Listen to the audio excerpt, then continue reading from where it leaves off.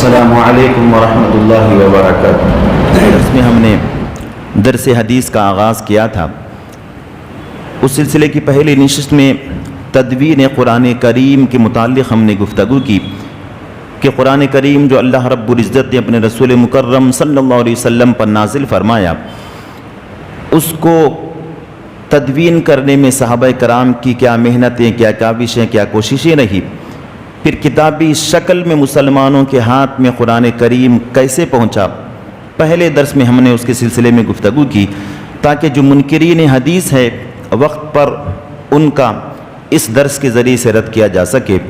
دوسری نشست ہماری تدوین حدیث مبارک کے ضمن میں رہی کہ اللہ کے حبیب صلی اللہ علیہ وسلم کے جو اقوال ہیں، آپ کی احادیث مبارکہ ہے، وہ مسلمانوں کے ہاتھ تک پہنچنے میں صحابہ کرام کا کیا رول رہا اور اس میں کتنے دور لگے، کس دور میں کیا کیا کام ہوا، صحابہ کرام کے دور میں احادیث مبارکہ کی تدوین کا کیسے کام ہوا اور کتنے صحابہ کرام نے ان احادیث کو جو رسول اللہ صلی اللہ علیہ وسلم سے انہوں نے بالراس سنی تھی کتابی شکل میں کیسے جمع کیا۔ پھر اس کے بعد تابعین کا دور شروع ہوا، تابعین نے کیا کیا کاوشیں کوششیں کی، اس کے متعلق بھی ہم نے گفتگو کی۔ پھر اس کے بعد تیسرا دور تابعین کا ہے، اس کے متعلق گفتگو کی۔ دور صحابہ کا آغاز بعثت نبی صلی اللہ علیہ وسلم سے لے کر 99 ہجری تک صحابہ کرام کا دور رہا، یعنی وہ لوگ جو ایمان کی حالت میں رسول اللہ صلی اللہ علیہ وسلم کو دیکھے ہیں ان کا دور رہا۔ ان میں تقریباً 22 صحابہ کرام نے مصاحف کی شکل میں رسول اللہ صلی اللہ علیہ وسلم کی احادیث کو لکھ کر مرتب کر لیا تھا۔ پھر 100 سے لے کر 170 ہجری تک تابعین کا دور کہلاتا ہے۔ تابعین وہ لوگ ہیں جو ایمان کی حالت میں کسی صحابی رسول کو دیکھے ہوں یا کئی صحابہ کرام کو دیکھے ہوں اور ایمان کی حالت پر ان کی موت ہوئی ہو، انہیں تابعی کہتے ہیں۔ تابعین کا بھی حدیث مبارکہ کی تدوین میں، اس کے پھیلانے میں بڑا رول رہا ہے۔ 100 ہجری سے 170 ہجری تک صحابہ کرام کے بعد تابعین نے احادیث کو کتابی شکل مرتب فرمائی۔ اس کے بعد تیسرا حدیث کا دور طب تابعین کا ہے، یعنی وہ لوگ جو ایمان کی حالت میں کسی تابعی کو دیکھے ہوں اور ایمانی پر ان کی موت واقع ہوئی ہو، انہیں طب تابعین کہتے ہیں، جن کے حق اور خیر ہونے پر رسول اللہ صلی اللہ علیہ وسلم نے بشارت دی ہے کہ خیر القرون قرنی ثم الذین یلونہم ثم الذین یلونہم، بہترین زمانہ میرا ہے، اس کے بعد ان لوگوں کا زمانہ ہے جو میرے زمانے سے لگا ہوا ہے، پھر اس کے بعد ان لوگوں کا زمانہ ہے جو ان کے بعد والوں سے لگا ہوا ہے۔ اس طرح صحابہ، تابعین، طب تابعین کی خیریت اور عدل کی گواہی اللہ کے حبیب صلی اللہ علیہ وسلم نے دی۔ اس دور میں احادیث مبارکہ کی کیا کیا کتابوں پر کام ہوا، خاص طور پر تیسری صدی، تیسرے دور میں صحابہ کرام کے بعد طب تابعین کا جو تدوین حدیث کا تیسرا مرحلہ ہے، اس میں بہت سارا کام ہوا۔ اس میں اصول حدیث کو مرتب کیا گیا، احادیث مبارکہ کے ضوابط بنائے گئے، اسماء الرجال پر کام ہوا، جرح و تعدیل پر انہوں نے کام کیا۔ اسی تیسرے دور کی مشہور حدیث کی کتابوں میں صحاح ستہ بھی آتی ہیں۔ امام بخاری، محمد بن اسماعیل کی بخاری شریف، مسلم، ترمذی، ابو داود، ابن ماجہ، نسائی، انہیں صحاح ستہ کہا جاتا ہے۔ تو یہ تدوین حدیث کے متعلق ہم نے گفتگو کی تھی۔ اب اس کے بعد کا ہمارا اہم عنوان حدیث کی چند اصطلاحات ہیں۔ حدیث مبارکہ کی ضمن میں جو ہم حدیث سنتے ہیں کہ یہ حدیث صحیح ہے، یہ حدیث ضعیف ہے، یہ حدیث مقبول ہے، حدیث غیر مقبول ہے، سنتے تو ہیں لیکن اس کے متعلق ہمیں کبھی گفتگو کرنے کا موقع نہیں ملتا۔ اسی لیے سرسری طور پر جو حدیث کی اقسام ہو سکتی ہیں، حدیث کا باب شروع کرنے سے پہلے ہم اس پر گفتگو کر لیں تاکہ اگر کوئی بھی آپ کے سامنے حدیث بیان کرے، کہے کہ یہ حدیث صحیح ہے، یہ حدیث غیر صحیح ہے، تو آپ کو کم سے کم اس کا ابتدائی، جسے فرسٹ ایڈ انفارمیشن کہتے ہیں، وہ آپ کو حاصل ہو جائے۔ مکمل حدیث کے فن کی کتابوں میں جو طلبہ مدارس میں علم حدیث حاصل کرتے ہیں، انہیں حدیث کے مکمل اصول، اقسام، اس کے بحث، اس کے تکرار مکمل بتائی جاتی ہیں، کیونکہ ہم درس حدیث کا آغاز کر رہے ہیں ابتدائی طور پہ حدیث کی کتنی قسمیں ہیں اس کا جاننا ضروری ہے۔ یہ بات ذہن نشین رکھ لے کہ رسول اللہ صلی اللہ علیہ وسلم کے قول کے مطابق حدیث کی قسمیں نہیں ہیں، سننے والے راویوں کے اعتبار سے حدیث کی قسمیں بنی ہیں۔ کبھی ہم سنتے ہیں کہ حدیث ضعیف ہے، کمزور ہے، یہ حدیث مضبوط ہے، یہ حدیث جھوٹی ہے۔ اس کا مطلب ہرگز یہ نہیں ہے کہ نعوذ باللہ ہمارے نبی کی کوئی بات غیر درست ہوتی ہے۔ اس کا مطلب ہرگز یہ نہیں ہے کہ ہمارے نبی کی فلاں بات سچ ہے، فلاں بات جھوٹ ہے۔ ہمارے نبی کی ہر بات سچ ہے، ہمارا نبی کا ہر قول سچا ہے، ہمارا نبی کا ہر فعل قابل عمل اور لائق ایمان ہے، اس میں ذرہ برابر بھی شک نہیں ہے۔ پھر حدیث میں ضعف، کمزوری آتی کیوں ہے؟ اس کی وجہ کیا ہے؟ تو آتی ہے حدیث کو بیان کرنے والے راویوں کے اعتبار سے۔ اسی لیے حدیث کسے کہتے ہیں؟ حدیث سند اور متن دونوں کا نام حدیث ہے۔ سند کسے کہتے ہیں؟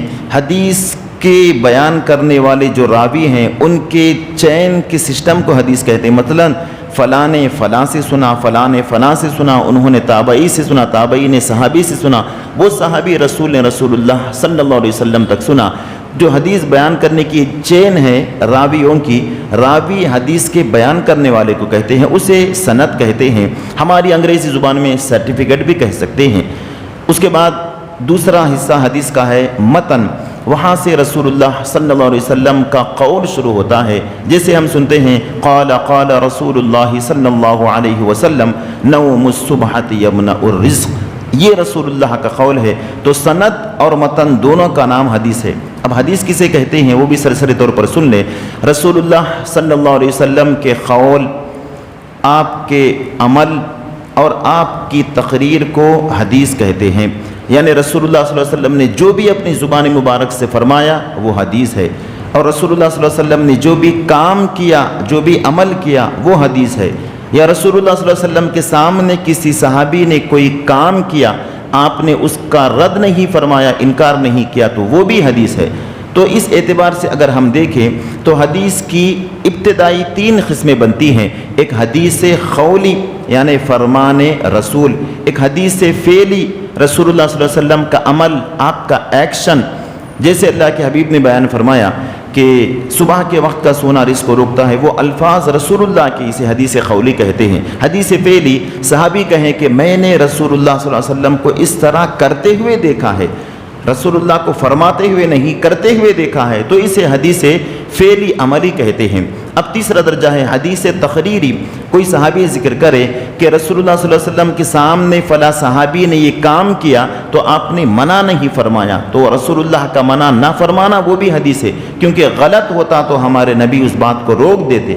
آپ کا نہ روکنا اس بات کی طرف اشارہ ہے کہ وہ بات سچی ہے۔ تو حدیث کی ابتدائی 3 قسمیں ہو گئی ہے، حدیث قولی، حدیث فعلی، حدیث تقریری۔ اب حدیث کی کمزور، ضعف اور قوت کے اعتبار سے، حدیث کے مضبوط ہونے، کمزور ہونے کے اعتبار سے 2 قسمیں ہیں۔ ایک حدیث مقبول ہے اور ایک حدیث غیر مقبول ہے۔ ایک حدیث مقبول، حدیث غیر مقبول، اس کا دوسرا نام حدیث مردود ہے۔ حدیث مردود کا مطلب ہماری جو زبان میں مردود کہتے ہیں وہ مطلب نہیں ہے، محدثین اکرام کی ٹرمینالوجی میں اسے حدیث مردود کہتے ہیں، یعنی اس کو قبول نہیں کیا جائے گا۔ اور ایک بات بھی سن لیجئے، یہ جو حدیث کے اقسام اور اس کی اصول و ضوابط کو مرتب کرنے والے ہیں، ہم اور آپ نے نہیں کیا ہے، اس دور کے بڑے بڑے محدثین جو حدیث کے امام تھے، اس دور میں حافظ اس شخص کو کہا جاتا تھا جن کو 1,00,000 حدیثیں سند اور متن کے ساتھ یاد ہے، انہیں حافظ حدیث کہا جاتا تھا۔ تو وہ بڑے بڑے درجے کے محدثین جو اسماء الرجال کا علم بھی رکھتے تھے، جو جرح اور تعدیل کا علم بھی رکھتے تھے، کسی نے حدیث بیان کی ہے تو اس کی پوری زندگی کا علم ہوتا، اس نے کس کے پاس حدیث سیکھا اس کے پوری زندگی کا علم ہوتا، اس کے بعد اس کی زندگی پر کیا کیا آرگومنٹ ہوئے ہیں، کیا کیا ڈیبیٹ ہوئے ہیں، اس کا بھی علم ہوتا۔ وہ محدثین اعلیٰ درجے کے، انہوں نے حدیث کے اقسام کو مرتب کیا ہے۔ حدیث کی قسموں کو مرتب کرنے کی بھی اہم وجہ ہے، جیسا کہ گزشتہ درس میں ہم نے بیان کیا کہ اللہ کے حبیب صلی اللہ علیہ وسلم کے زمانے میں ایک شخص رسول اللہ کا لباس پہن کر آپ کی طرح امامہ باندھ کر نکل گیا اور کہنے لگا کہ مجھے رسول اللہ نے جو چاہے کرنے کا حکم دیا ہے، یا مجھے رسول اللہ نے جس خاتون سے چاہے نکاح کرنے کا حکم دیا ہے۔ تو بعض صحابہ اسے پکڑ کر رکھ لیے، اور یہ بات جب سرکار تک پہنچی تو آپ نے ابو بکر و عمر کو، ایک روایت میں حضرت علی اور ایک صحابی رسول کو بھیجے کہ جاؤ، اگر وہ زندہ ہو تو اسے قتل کر دو، اگر زندہ نہیں ہے تو اللہ تعالیٰ نے اسے موت دے دی ہے، کیونکہ اس نے میرے اوپر جھوٹ باندھی ہے، میں نے کبھی اسے اس طرح کی اجازت نہیں دی ہے۔ تو رسول اللہ کے دور میں ہی، ابتدائی دور میں جھوٹ کا معاملہ شروع ہو گیا تھا۔ صحابہ کا تو معصوم دور ہے، وہ گناہوں سے دور، معصوم کا مطلب وہ گناہوں سے محفوظ۔ صحابہ کرام کے بارے میں، دین کے بارے میں، رسول اللہ کے بارے میں جھوٹ بات کہنے کی ہم سوچ بھی نہیں سکتے۔ اس کے بعد جب تابعین کا دور شروع ہوا تو اس وقت جھوٹے حدیثوں کے گھڑنے والے لوگوں کا بھی دور شروع ہوا۔ اس کی ابتدا حضرت علی رضی اللہ تعالیٰ عنہ کے زمانے میں فتنہ سبائیہ کے طور پر ہوا۔ عبداللہ ابن سبا جو حقیقت میں یہودی منافق تھا، مسلمانوں کے صف میں مسلمان ہو کر شامل ہوا، اور اس کا منشا یہ تھا کہ رسول اللہ کی احادیثوں کو بالکل بے وقات بے عمل کر دیا جائے۔ تو اس نے جھوٹی حدیثیں گھڑنا شروع کی۔ اس نے کہا کہ یہ حدیث رسول اللہ نے فرمایا، یہ فرمایا ہے۔ خود حضرات صحابہ کرام میں سے حضرت عبداللہ ابن عباس، جنہیں اللہ کے حبیب نے علم تفسیر کا علم عطا فرمایا اور جنہیں امام مفسروں کے امام کہتے ہیں، وہ بیان کرتے ہیں کہ ہم کس سے بھی حدیث سنتے تو اپنے سروں کو جھکا لیتے، غور سے سنتے کہ رسول اللہ کا فرمان ہے، لیکن جب زمانہ آگے بڑھا، جھوٹ کا بول بالا زیادہ ہو گیا، تو اب ہم کوئی حدیث بھی سنا لے اس کی طرف توجہ نہیں کرتے، جب تک کہ کس سے سنا ہے، کہاں سے پہنچی ہے، جب تک نہ سنتے ہیں اس سے حدیث کو نہیں لیتے۔ تو جھوٹوں سے، جھوٹی حدیثوں کو الگ کرنے کے لیے اس کے اصول اور ضوابط بنائے گئے۔ تو ابتدائی دور میں حدیث کے دو قسمیں ہیں، حدیث مقبول، حدیث غیر مقبول۔ حدیث مقبول کا مطلب قبول کی جانے والی حدیث جو کہ مضبوط ہے، جس سے کسی چیز پر حجت قائم کی جاتی ہے۔ حدیث غیر مقبول یا مردود حدیث ضعیف کو کہتے ہیں، وہ کمزور حدیث جو فضائل اعمال کے اعتبار سے تو لائق عمل ہے، لیکن اس سے کسی چیز کی حجت یا کسی مسئلہ یا کسی عقیدے کو ثابت نہیں کیا جا سکتا۔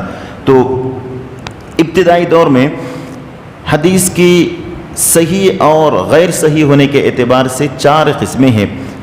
حدیث حسن لذاتہ، حدیث حسن لغیر ذاتہ، حدیث صحیح لذاتہ، حدیث صحیح لغیر ذاتہ۔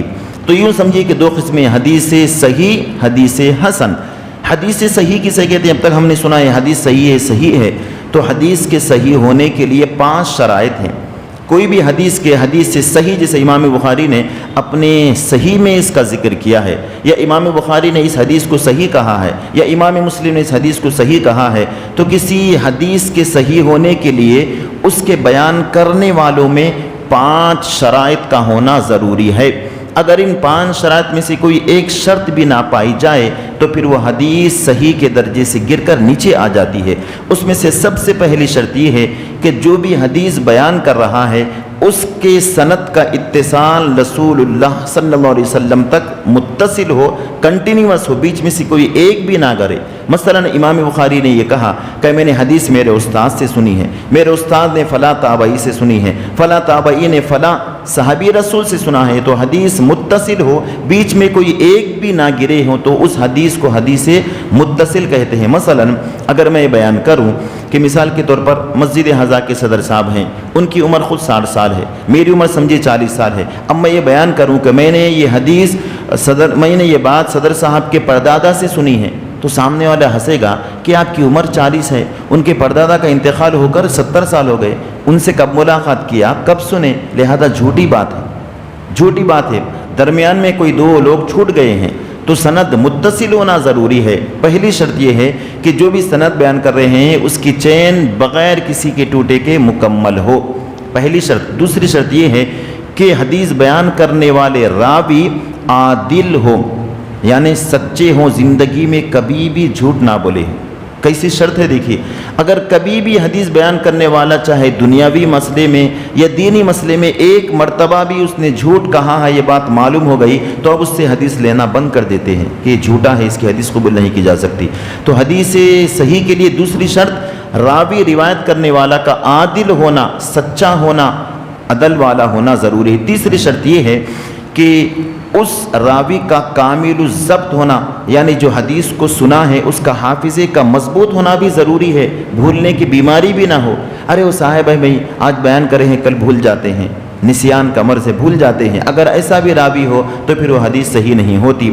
ایک متصل سند ہو، دوسرا عادل ہو، اور تیسری شرط یہ ہے کہ کامل الضبط، جو بات کو سنا ہو اسے اچھی طریقے سے یاد بھی رکھا ہو۔ چوتھی شرط یہ ہے کہ وہ حدیث شاذ نہ ہو۔ شاذ کسے کہتے ہیں اس کا ذکر آگے آئے گا، یعنی سند چین میں سے کسی ایک شخص کا نام نکل گیا ہو، معلوم نہ ہو کہ اس لائن میں کون تھے، اس حدیث کو شاذ کہتے ہیں۔ چوتھی شرط یہ ہے کہ وہ حدیث شاذ بھی نہ ہو، اور پانچویں شرط یہ ہے کہ روایت بیان کرنے والے کے اندر کوئی مخفی عیب، کوئی مخفی علت، کمزوری نہ ہو۔ اب مخفی علت کمزوری کیسے ہوتی ہے یہ ہم اور آپ اس کو نہیں جان سکتے۔ جو حدیث کے ماہرین محدثین ہیں وہ حدیث کی سند اور متن کو سامنے رکھ کر ان کو اس کے چھپے ہوئے عیب کا علم ہو جاتا ہے، بیان کر دیتے ہیں کہ بظاہر تو اس حدیث میں اس سند میں کوئی عیب نظر نہیں آ رہا ہے، لیکن اگر اصول کے اعتبار سے ہم اپنے تجربے کے اعتبار سے غور کریں تو اس کے اندر ایک چھپا ہوا عیب نظر آ رہا ہے۔ چھپا ہوا عیب بھی ہو تو پھر وہ حدیث ناقابل قبول ہے۔ تو کوئی بھی حدیث صحیح ہونے کے لیے 5 شرائط ہے۔ اس حدیث کے بیان کرنے والے ہر راوی ایک نہیں، مثلا امام بخاری تک 6 واسطوں سے وہ حدیث پہنچی ہے، 6 لوگوں سے، تو ان 6 لوگوں کا بھی اتصال رسول اللہ تک بالکل درست ہو، پہلی۔ دوسری، ان 6 لوگوں کا بھی عادل ہونا، سچا ہونا ضروری ہو۔ 6 لوگوں میں سے کوئی ایک بھی جھوٹا آ گیا تو پھر اس حدیث کو حدیث صحیح نہیں کہیں گے۔ تیسری شرط، ان 6 لوگوں کا کامل الضبط ہونا بھی ضروری ہے۔ حدیث انہوں نے ابو ہریرہ سے سنی، ابو ہریرہ نے حضرت رسول اللہ سے سنی، اور حضرت حسن بصری نے ابو ہریرہ سے سنی۔ اس طرح امام بخاری تک جو 6-7 سندیں ہیں ان میں سے تمام کے تمام لوگوں کے حافظے کا مضبوط ہونا ضروری ہے، پھر وہ حدیث کا شاذ نہ ہونا بھی ضروری ہے، اور اس کے اندر کوئی مخفی علت کا نہ ہونا بھی ضروری ہے۔ جب ایسا ہو گیا تو پھر وہ حدیث صحیح کے درجے میں آتی ہے۔ حدیث صحیح کی کتابوں میں سب میں بہترین اور اصح کتاب محمد بن اسماعیل البخاری کی الجامع الصحیح البخاری ہے۔ صحیح حدیثوں کی تعداد 1901 بیان کی گئی ہے، بخاری میں ہو یا مسلم میں ہو، تمام کتابوں میں نکال کر جو محدثین کے مشہور ائمہ ہیں انہوں نے 1901 حدیثیں بتائی ہے جو حدیث صحیح کے شرائط پر پوری اترتی ہے۔ اس کے بعد دوسرا درجہ ہے حدیث حسن لذاتی ہی۔ حدیث حسن ہے، اس کی بھی 2 قسمیں، حسن لذاتی ہی، حسن لغیر ذاتی ہی۔ حدیث صحیح کی بھی 2 قسمیں، صحیح لذاتی ہی، صحیح لغیر ذاتی ہی۔ تو صحیح لذاتی ہی کی ہم نے تعریف سنی، اب حسن لذاتی ہی کے اندر وہی مکمل شرائط ہیں جو حدیث صحیح کے اندر شرائط پائی جا رہی تھی، 5 شرائط تھی، لیکن حدیث حسن لذاتی ہی میں کوئی ایک شرط کم ہو گئی۔ وہ ایک شرط کیا ہے؟ حدیث کے سننے والوں کا سلسلہ بھی متصل ہے، حدیث کی سند سننے والوں کا سلسلہ بھی متصل ہے، اور وہ عادل بھی ہیں، کبھی جھوٹ نہیں بولے ہیں، لیکن ان کی حافظے میں کچھ کمزوری ہے، کبھی کبھی کچھ بھول جاتے ہیں، کبھی کبھی کوئی چیز بھول جاتے ہیں، کامل الضبط نہیں ہے۔ ایسی حدیث کو حدیث حسن لذاتی کہتے ہیں، یعنی اس کا درجہ گر جاتا ہے۔ 5 اگر شرائط پائے جائیں تو اعلیٰ درجے پر حدیث صحیح پر ہوتی ہے۔ ایک درجہ اگر گر گیا، 5 شرائط تو ہیں لیکن ایک شرط اس حدیث کے راوی کا حافظہ ذرا کمزور ہے تو اب دوسرے درجے پر آ جاتی ہے، اسے حدیث حسن لذاتی ہی کہتے ہیں۔ اب تیسرا درجہ ہے حدیث صحیح لغیرہ۔ حدیث صحیح لغیرہ میں 1 سے زائد احادیث حسن لذاتی ہی کی ملی ہوں تو وہ مزید میں اس کی علت پائی جائے گی، یعنی 1 سے زائد احادیث ایک ہی موضوع کی حسن لذاتی ہی کی ملی ہو تو وہ حدیث حسن صحیح لغیرہ ہو جاتی ہے۔ مثلا دوسرے درجے کی جو حسن لذاتی کی حدیث ہے وہ ایک ہی ہے حدیث، پھر اسی سند سے اور ایک حدیث ہے، پھر اسی سند سے اور ایک حدیث ہے۔ مثلا ایک حدیث رسول اللہ سے حضرت ابو ہریرہ نے سنا، ان کی ایک الگ چین ہے، پھر وہی حدیث حضرت عبداللہ ابن عمر سے ایک اس کی چین الگ ہے، پھر وہی حدیث حضرت عمر بن خطاب سے اس کی چین الگ ہے، پھر وہی حدیث حضرت ابو ہریرہ حضرت صدیق اکبر سے۔ اس طرح یہ 4 چینوں میں بھی ایک راوی ہے جس میں کمزوری ہے۔ چاروں حدیثیں ہیں رسول اللہ صلی اللہ علیہ وسلم، مثلا سرکار نے فرمایا کہ نوم الصباتی یمنع رزق، صبح کے وقت کا سونا رزق کو روکتا ہے۔ اس حدیث کو ابو ہریرہ نے بھی سنا، ان کے شاگردوں کی لین الگ ہے۔ اس حدیث کو عبداللہ ابن عباس نے بھی سنا، اس حدیث کو حضرت صدیق اکبر نے بھی سنا، اس حدیث کو عمر بن خطاب نے سنا۔ چاروں کی چین الگ الگ ہے، حدیث ایک ہے، چین الگ الگ ہے، لیکن ہر چین میں کوئی ایک شخص ایسا ہے جس کے حافظے میں ذرا کمزوری ہے، تو وہ حدیث سیکنڈ نمبر پر آ جاتی ہے، جسے حدیث حسن لذاتی ہی کہتے ہیں۔ لیکن متعدد طریقوں سے وہ حدیث اگر مل جائے، حدیث تو ایک ہے، 4 طریقوں سے بات وہی آ رہی ہے، تو اب اس کا درجہ ذرا بڑھ کر حدیث صحیح لغیرہ ہوتی ہے۔ یہ ٹرمینالوجی سمجھنے کے لیے ذرا آپ کو مشکل ہو رہی ہے، کیونکہ یہ علم حدیث ہے، یہ ان لوگوں کا کام ہے جو مدارس میں علم حاصل کرتے ہیں۔ خالی آدھے گھنٹے کی نشست ہم برداشت نہیں کر سک رہے، وہ علم حدیث کیسے پڑھتے ہوں گے؟ تو ابتدائی باتیں ہیں، ابھی اس کا جو ہے ہم ABCD پڑھ رہے ہیں، سمجھیے حدیث کا علم کا ABCD ہے یہ۔ وہ محدثین کا کیا عالم ہوگا جو پوری زندگی اپنی حدیثوں کی زندگی میں لگا دیے، پورا ضبط کے ساتھ۔ امام بخاری نے تو پوری زندگی لگا دی، اسی لیے انہیں امیر المؤمنین فی الحدیث کہتے ہیں۔ حدیث کے اماموں کے امیر امام بخاری ہیں، پوری زندگی لگا دی امام مسلم امام بخاری نے، ان کا کام مشغلہ ہی یہی تھا، حدیثوں کو جمع کرنا، اس کو پرکھنا۔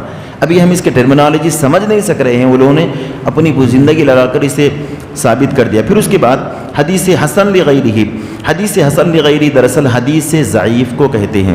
اب حدیث ضعیف کسے کہتے ہیں ہم دوسرے نمبر پر پڑھیں گے۔ حدیث تو در حقیقت میں ضعیف تھی، یعنی راویوں کے اعتبار سے، ان کے حافظے کے اعتبار سے حدیث بالکل 4-5ویں نمبر پر آ گئی تھی، لیکن اس حدیث سے ضعیف کے مختلف چین بیان ہوئے، جیسا ابھی اوپر بیان کیا گیا کہ وہ حدیث رسول اللہ سے سننے والے تو ایک ہیں، وہ مختلف صحابہ اور ان کے شاگردوں سے ایک ہی بات پہنچی ہے، تو وہ بات میں ذرا وزن آ کر وہ حدیث حسن لغیرہ ہی ہو جاتی ہے۔ مثال کے طور پر میں آپ کو ایک بات بیان کروں کہ یہ کام ہوئی ہے، تو ایک سے سننے کے بعد ذرا آپ کے دل میں شک رہتا ہے کہ ایسا ہوا کہ نہیں، کانفیڈنٹ نہیں ہیں آپ، مضبوط نہیں ہے، پھر وہی بات ایک دوسرے مولانا آ کر کہیں کہ یہ بات ہے، تو آپ کو ذرا یقین ہوتا ہے کہ ہاں پہلے والے مولانا کہتے یہ بھی بات کر رہے ہیں، ذرا کچھ سمجھ میں آ رہا ہے، ابھی بھی پکی بات نہیں ہوئی۔ پھر تیسرے صاحب آئے، انہوں نے بھی وہی بات کی جو پہلے والے دوسرے والے نے کی تھی، اب آپ کے یقین میں پختگی آ جاتی ہے کہ ہاں اب یہ بات پکی شور ہے کہ تینوں کا بھی قول ایک ہی ہے۔ تو حدیث رسول اللہ سے سننے والے ایک ہی تھے، ان کی چین الگ تھی، لیکن اس کے اندر بہت ساری کمزوریاں تھیں، لیکن وہ مختلف چینوں سے مل کر اس کے اندر قوت ہو گئی، اب وہ حدیث ضعیف کے درجے سے حسن لغیرہ تک پہنچ گئی۔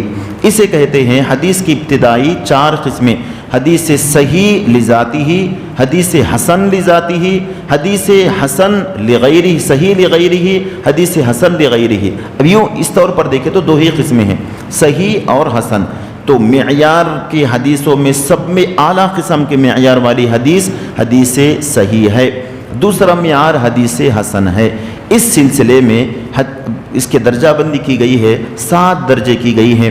حدیث صحیح کے درجے میں پہلے نمبر پر امام بخاری کی بخاری شریف آتی ہے، پھر اس کے بعد حدیث صحیح کے دوسرے درجے پر وہ احادیث آتی ہے جسے پہلے نمبر پر وہ حدیثیں آتی ہے جسے امام بخاری اور مسلم کے شرائط پر جمع کیا گیا ہے۔ امام بخاری کے شرائط ہیں، امام مسلم کے شرائط ہے، تو امام بخاری اور مسلم کے شرطوں پر جو حدیثیں جمع ہوئی ہے انہیں اعلیٰ درجہ دیا گیا ہے، اور حدیث کی اصطلاح میں اسے متفق علیہ حدیث کہتے ہیں۔ متفق علیہ کا مطلب امام بخاری اور مسلم نے ہو بہو حدیث کو نقل کیا ہے، یعنی امام بخاری جو استاد سے سنے ہیں اس کے کلمات بھی وہی ہیں جو امام مسلم نے اپنے استاد سے سنے ہیں، ایسی حدیث کا درجہ اعلیٰ ہوتا ہے۔ پھر دوسرے درجے پر وہ حدیثیں ہیں جو امام بخاری کے شرائط پر ہو، تیسرے درجے پر وہ حدیثیں ہیں جو صرف امام مسلم کے شرائط پر ہو، پھر چوتھے درجے پر وہ حدیثیں ہیں جو امام مسلم اور بخاری کے شرائط کے بعد دوسرے درجے کی، اور اس طرح درجہ بندی کی گئی ہے حدیثوں کی۔ یہ حدیث کی ابتدائی چیزیں تھیں۔ اب حدیث صحیح کی باعتبار سند کے 4 قسمیں ہیں۔ ایک حدیث متواتر۔ حدیث متواتر اس حدیث کو کہتے ہیں کہ ہر دور میں اس حدیث کے روایت کرنے والے اتنے لوگ تھے کہ ان سب کا جھوٹ پر اتفاق کر لینا ناممکن ہو، اور سب کا جھوٹ پر اتفاق کر لینا ناممکن ہو۔ مثلا ایک حدیث بیان ہوئی، ایک صحابی رسول نے بیان کی، کسی تابعی نے اس حدیث کو بیان کیا، उसी हदीस को उसी ज़माने के 10 लोगों ने बयान किया, 10 सहाबा ने बयान किया मिसाल के तौर पर, फिर बाद के ताबईन के ज़माने में 10 लोगों ने बयान किया, फिर तबे ताबईन के ज़माने में 10 लोगों ने बयान किया, फिर इमाम बुखारी के दौर के 10 लोगों ने बयान किया। यानी हर दौर में 10 लोग मिलकर झूठ पर मुत्तफिक हो जाएं, ये नामुमकिन है। 2 लोग हो सकते हैं, चलो हम 2 मिल के बयान कर लेंगे, जाके बयान करेंगे कि हदीस रसूलुल्लाह से हमने सुनी है, ये 2 में मुमकिन है, 3 में मुमकिन है, 4 में मुमकिन है, लेकिन 10 में नामुमकिन है। 10 में से कोई एक होगा कि भाई ये गलत बात है, मैं तो आपका साथ नहीं दूंगा। तो हर दौर में 10 लोग हैं, 10 लोग झूठ पर मुत्तफिक नहीं हो सकते। ऐसी हदीस को हदीस मुतवातिर कहते हैं। वो हुज्जत है, अमल के लिए काबिल कबूल है। उसके बाद दूसरे दर्जे की हदीस है, हदीस मशहूर कहते हैं, फेमस हमारी ज़ुबान में। हदीस मशहूर, हदीस फेमस, यूँ समझिए कि हदीस मशहूर उस हदीस को कहते हैं कि हर दौर में उसके रिवायत करने वाले कम से कम 2 रावियों से ज़्यादा हो, मिनिमम 3 समझिए, 3 कम से कम उसके हर दौर में रिवायत करने वाले 3 हो, यानी 3 सहाबा, जैसे हज़रत अबू हुरैरा, हज़रत हसन इब्न साबित या हज़रत अब्दुल्ला इब्न अब्बास, 3 हो गए। फिर दूसरे दौर में ताबईन के दौर में भी 3 हो, फिर तीसरे तबे ताबईन के दौर में भी 3 हो, फिर उसके बाद के दौर में भी 3 हो, क्योंकि एतबार 3 दौर तक का ही एतबार है। सहाबा, ताबईन, तबे ताबईन तक का ही एतबार है, उसके बाद तो यहाँ से नकल की हुई है। तो कम से कम ये 3 दौर में, हर दौर में 3 सहाबा जिस हदीस को रिवायत किए हों, उस हदीस को हदीस मशहूर कहते हैं। अब तीसरे दर्जे की हदीस है हदीस अजीज़। हदीस अजीज़ उस हदीस को कहते हैं कि हर दौर में रिवायत करने वाले कम से कम 2 हों, कम से कम 2 रावी हों। सहाबा के दौर में 2 सहाबा रिवायत करें, ताबईन के दौर में 2 ताबईन रिवायत करें, तबे ताबईन के दौर में 2 तबे ताबईन रिवायत करें, तो उस हदीस को हदीस अजीज़ कहते हैं। ये भी काबिल हुज्जत है और हदीस से सही की किस्म है। हदीस से सही हमने जो पढ़ी है, हदीस से सही की किस्म में मुतवातिर है, मशहूर है, अजीज़ है। अब उसकी आखिरी किस्म है हदीस गरीब। हदीस गरीब उसको कहते हैं इसके सिलसिले सनद में कहीं सिर्फ एक ही रावी छूट गया हो। हदीस गरीब उस हदीस को कहते हैं कि मसलन इमाम बुखारी से शुरू हुई, यहाँ पर पहुँचने तक किसी एक रावी का नाम गिर गया हो।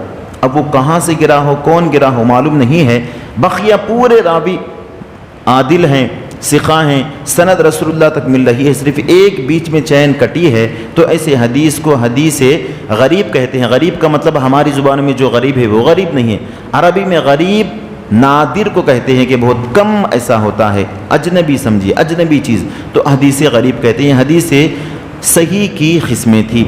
अब उसके बाद हदीस गैर मकबूल या हदीस मरदूद की 8 किस्में हैं। अब उसके खाली नाम बयान कर देता हूँ, उसकी तफसील अगर बयान करें तो आपकी समझ में नहीं आएगी। उसकी तकरीबन 8 किस्में हैं हदीस गैर मकबूल की। हदीस गैर मकबूल की 8 किस्में हदीस ज़ईफ़ में हैं। हदीस ज़ईफ़ की 8 किस्में, हदीस ज़ईफ़, हदीस गैर मकबूल, हदीस सही, हदीस मकबूल। तो जो कोई भी चीज़ को साबित करना हो ये रसूलुल्लाह से साबित है तो आपको सही हदीस पेश करनी पड़ेगी। अगर कोई दावा करे कि ये चीज़ नाजायज़ है, ये चीज़ हराम है, तो आप हदीस ज़ईफ़ से उसको साबित नहीं कर सकते, आपको हदीस सही से साबित करना पड़ेगा। अगर हदीस सही में उसका हुक्म हराम का है तो जब हराम का होगा, अगर हदीस सही में नहीं है, हदीस ज़ईफ़ में है, तो फिर उसे हराम या नाजायज़ नहीं कह सकते। इसी तरह जैसे अगर कोई किसी चीज़ को नाजायज़ हराम कह रहा है तो उसे कुरान से साबित करना पड़ेगा।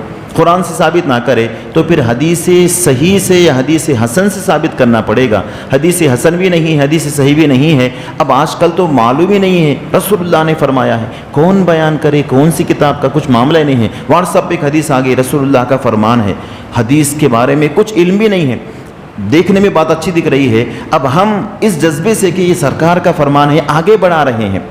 आपका जज्बा नेक है लेकिन बनाने वाला ने गलत नीयत से बनाई है।